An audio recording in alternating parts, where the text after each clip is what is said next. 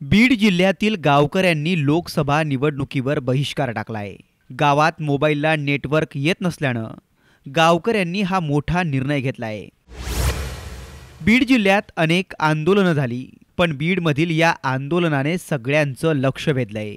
बीडच्या सुरुडी गावात नेटवर्कच्या समस्येनं गावकरी चांगलेच हैराण झालेत। गावात मोबाईल टॉवर नसल्यानं गावात नेटवर्कची समस्या आहे, त्यामुळे गावातील शेतकऱ्यांना, शाळकरी मुलांना, कॉलेजच्या विद्यार्थ्यांना अनेक अडचणी येतात। त्यामुळे इथल्या ग्रामपंचायतने लोकसभा तसंच येणाऱ्या इतर निवडणुकींवर बहिष्कार टाकलाय। त्यांनी जिल्हाधिकाऱ्यांना लेखी निवेदनही दिलंय।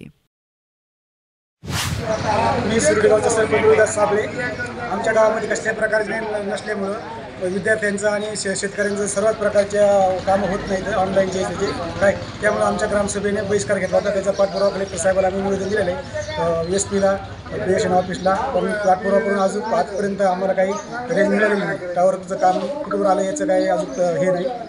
काळजी त्यांनी मागितलेले कागदपत्र आम्ही सगळे त्यांना पोच केले आहेत, परंतु अजून आमच्यापर्यंत त्यांचं काही झालेलं नाही, की मंजूर झालं नाही झाले काही। त्यामुळे आम्ही आमच्या प्रत्येक मतदानावर बहिष्कार टाकायला ठाम आहोत। सुरुडीतील गावकऱ्यांनी मोबाईल टॉवर बांधण्याची मागणी केली आहे। मागणी मान्य न झाल्यास ते निवडणुकांवर बहिष्कार टाकण्यावर ठाम आहेत। आता मोबाईल टॉवर आधी लागतो की निवडणूक आधी होते हे पाहणंच महत्त्वाचं ठरणार आहे। विनोद जिरेसह ब्युरो रिपोर्ट, साम टीव्ही न्यूज, बीड।